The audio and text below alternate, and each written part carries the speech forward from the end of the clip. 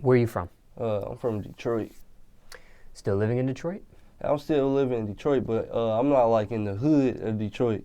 Like I lived in Detroit till I was like 8. I moved to Southfield, so I ain't in all that stuff. I'm just was in Southfield, went to Southfield later. Now, at first you were in the hood? Not really like in the hood, because at that time, like 2003, it wasn't like the hood. It was just kind of normal. But now where I used to stay at, it's kind of bad now. Ah, I see. Yeah. And what part of Detroit? I'm sorry. It was on 7 Mile and Kelly, 7 Okay. Mile and Kelly Roads, like in between 7 and 8 Mile. Bringard is the street. Now, what was it like for you growing up in Detroit? Paint the picture for us. Growing up, it was kind of easy though. I just make a lot of friends, played basketball. Cause at first I wanted to be in the NBA, like most people around here. That didn't work out, so I always loved music. Seeing my favorite rappers and stuff on TV just made me want to do that too. Now, would you characterize your upbringing as rough? Would you say you had a rough upbringing or not really? It's like in between. It wasn't rough where I had to worry about people like breaking it in. No, it was just like family stability, like, you know, gas is off sometimes, water off, taking baths with boiling water, stuff, just normal stuff, but not like nothing where I got to worry about my life every day. I see. What was maybe your roughest point growing up? My roughest point, probably, I don't know, one time the heat was off and I had to take a bath with boiling water in the stove. That was probably the worst day. Not fun. No. Now, growing up, going to school, what type of student were you? I'm like one of those regular students, you know. It's like I can do good if I want to, but I get distracted real easily. I talk too much, so all I do is make jokes. It's hard to be a listener for a long time, especially when it's something I don't even want to listen to. Like, I feel like I've been learning the same stuff each grade I go through. Did they think you had ADD? One teacher did think I had ADD, but I don't got no ADD. So never took medicine, never saw a doctor or anything for it? No, I never took no medicine. Graduated high school? Yeah, I just graduated high school in 2016. Ah, okay. Fresh out. Yeah, just fresh out. Tried college? I'm currently in college, like right now. It's just a community college, OCC in Michigan.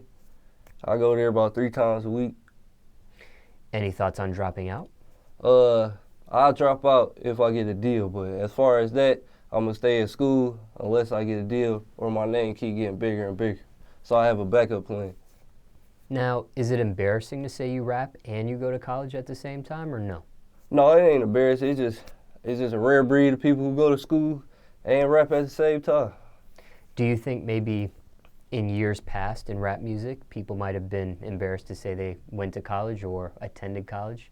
Yeah, because back then you probably be claimed as a nerd now and stuff, but now it's real open in the world. They real understand it now. So not ashamed of it? Yeah, not ashamed. It's either the hood or school, that's it. You only get 2 options. Now, what do you say to somebody thinking about, watching this interview, listening to your story, and thinking about going into music after high school, right? Do you tell somebody to go right into the music? And it could be any position. It doesn't have to be a rapper. It could be somebody behind the scenes in the music business, the music industry. But do you suggest somebody go straight into music, or do you suggest somebody do what you do and continue their education and do music simultaneously? It depends on if you financially stable at the time, because you don't want to just jump into it without the money, because money can bring you fame or anything you want real fast, because money pays for everything. You don't want to jump into the rap game with no money and you can't release as many songs as you want to at a certain point. You at least want to get a certain amount of time so you can build your fan base throughout a time zone. I see. Now, jobs. Any jobs growing up? I had a job at Jets Pizza. I just quit a couple weeks ago. But yeah. So things must be going well to quit, huh? Yeah, it's going all right, but I don't like working at all. And was that the only job you had growing up? I had a job at Jimmy John's for one day. I walked in there, and I didn't like it. I never came back. Really? Yeah, I never came back. What was it that you didn't like? I don't like serving people. It's like I don't mind working for somebody if it's towards something I want to do, but like I don't like making sandwiches and stuff like that. It's different. I'm on a record label. I'm working for the higher dude, but I don't want to like make no sandwiches for nobody. So you work for a day, and then what? You just say, "Hey, I'm gone. I quit," or was it one of those things you just never returned? I never said nothing. They kept texting my phone. I just never said anything at all. So there might be a one-day check waiting on you. Yeah, it was probably a one day for $36 check waiting on me. Now, okay, you quit that one. What about the and the pizza one? You quit that, or you got fired from it? I just asked to quit because I'm moving here in a couple months. To Atlanta? Yeah. Oh, okay. And will you continue your schooling in Atlanta? It depends on the situation throughout the summer, in case my name get bigger or anything. But just in case I would attend school out here. Now, dealing with any of those jobs, anything crazy happen at those jobs? Anything out of the norm? One day I was in the back of the store and I'm like, I was just sitting there, I was looking to the front because the manager in the front, and all I did was this to the manager. He flipped out talking about, pack your bags, go home. I'm like, fuck is you talking about? So then I come back there, I thought he was playing, so I was cutting the cheese, and he came back there and told me to go home.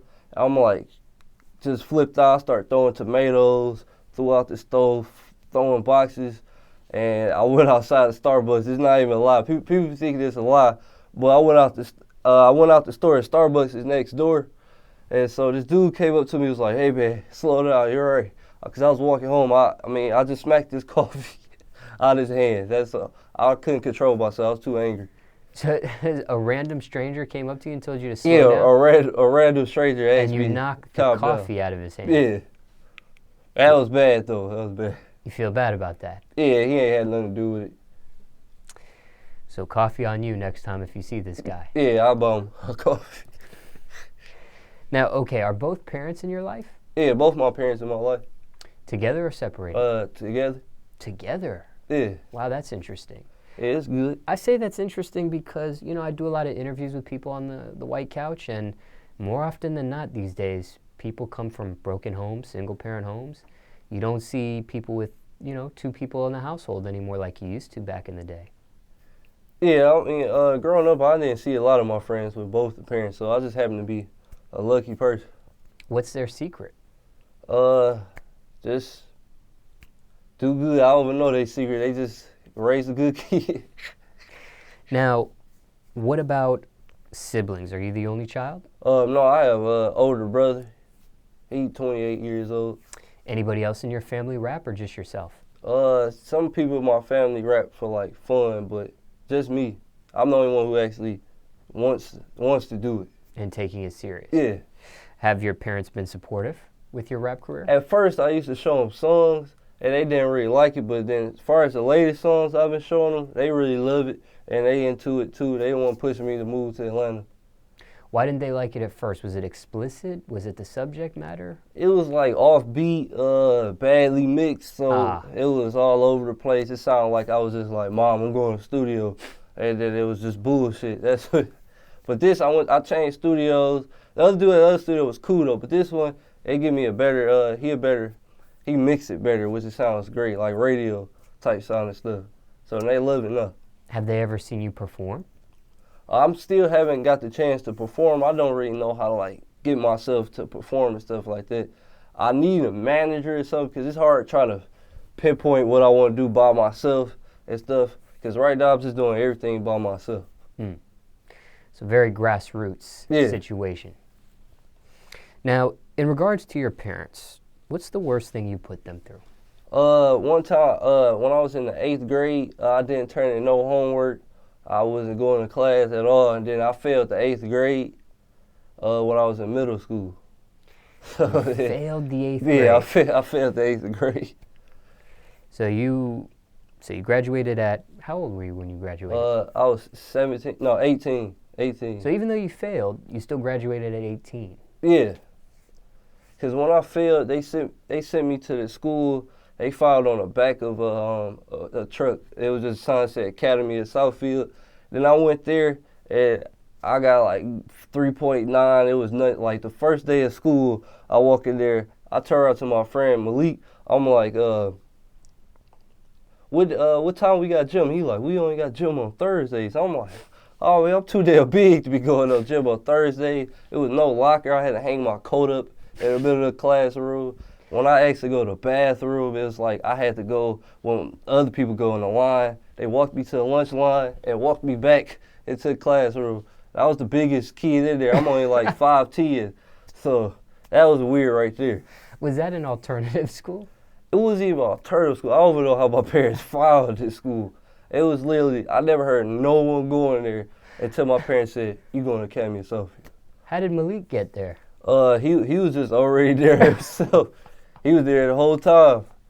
Oh, so that was your first time meeting Malik? Yeah, that was my first time. You sounded like he was maybe one of your buddies from the other school. Oh, no, that was my first time. First of all, I went there, I didn't like nobody in there because I had wear this ugly-ass uniform. It was yellow, brown Dickie pants. We had to wear Dickie pants. And I wore some damn sweaty-looking ass Rockports that my parents made me make. Because I wanted to wear some sneakers like some Jordans, but they wanted me to wear them since I was been getting in trouble. I was like, everybody else wears sneakers, so they just got me these weak-ass Rockports and made me put them things on. So it was like punishment. It was like probation, like a year of probation. So you do that, and then they put you back in regular public school? Yeah, after that, they sent me to Southfield Latham. And then I was playing basketball 9th to 10th grade. But 9th grade, I had switched to a school named North Farmington. I came right back because I was doing bad again. They sent me somewhere that was too good for me. It was free dress, so I can't really listen like that. I wanted too much. Now, you played basketball. Yeah. Varsity? Did you make varsity and that sort of thing? I made varsity for like one day, and they sent me back to JV. That's it. But far as the team, it's like not playing basketball made me want to rap even more. I see. Because, everybody, my first love is just play basketball. That's all I wanted to do. You wanted to go to the NBA? Yeah. I always wanted to go to NBA. Yeah. But then I met my other friends. It's just like other friends wanted to rap too with me. So then at first I thought it was just bullshit. I just made hooks and just throw them to the side. But then as soon as I graduated, I'm like, I got to take it serious now because basketball over. I really don't want to go to school like that. So I got to do this because I already loved it. But now I'm taking it seriously now. I see. Now, we talked about a variety of subjects in regards to your upbringing. But what's your message to the youth, overall speaking? What would you tell them today? Just be yourself. Don't worry about nobody else because you fall off worrying about somebody else and you ain't making yourself go forward. You worry about the next man while the next man got his own story over there. You just got to focus on your own story.